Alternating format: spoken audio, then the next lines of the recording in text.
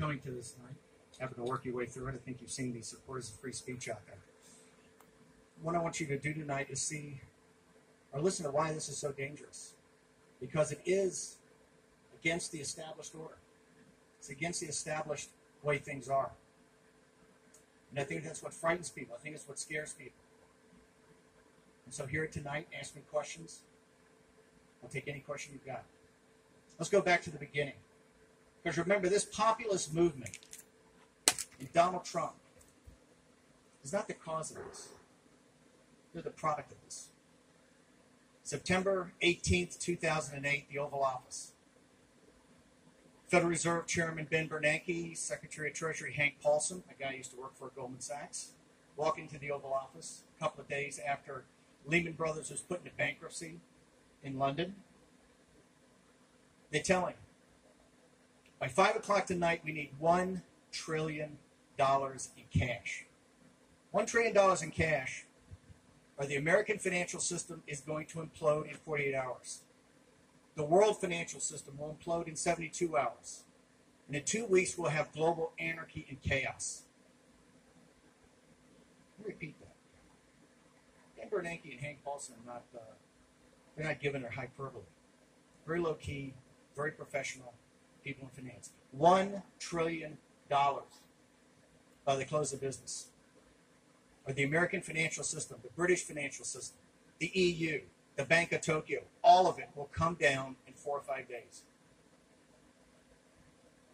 They accomplished what Kaiser Wilhelm and the Japanese military junta and Mussolini and Hitler and Mao Zedong and the Soviets and Stalin, all of them, Osama bin Laden. They accomplished what the Judeo-Christian West's greatest enemies could not. Now, how did that happen? It was the elites and people like you and me. People that bought into the system. And who's been held accountable? Name me one banker, one CEO, one law firm, one accounting firm. No equity's been taken. No bonuses were actually really deferred. How did we get out of this? The most progressive president in the history of our country, Barack Obama, agreed to. The balance sheet of the Federal Reserve that day was $880 billion. The balance sheet on the day that Donald Trump raised his hand was $4.5 trillion. Here's what we did. We basically just flooded the zone with liquidity. We bailed out the party of Davos. Now let me say it differently. The party of Davos, the scientific, engineering, managerial, financial, cultural elite,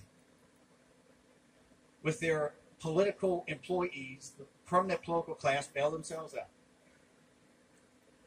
It's not a free bailout. I think today it's $41 trillion of debt to central governments.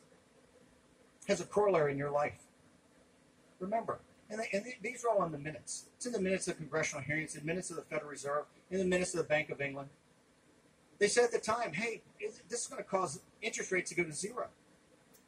So the 2,500 or 3,000 years of the Judeo-Christian West, we taught the good householder to save, you get zero. You're a sucker. You have a savings account, you're a sucker. The pension funds have the biggest gap. The pension plans have the biggest gap in history, getting worse. Why? You can't get returns on the pensions. You can't do a public bond offering in the United States to fix a school or to build a water system. Why? There's not enough juice in the offer.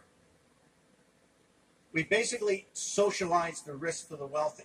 If you've owned intellectual property, real assets or stocks in the last 10, 15, or 20 years, since the collapse in 2008, you've had the greatest run in human history. And yet in the United States, 50% of our population can't put together $400 of cash in an emergency.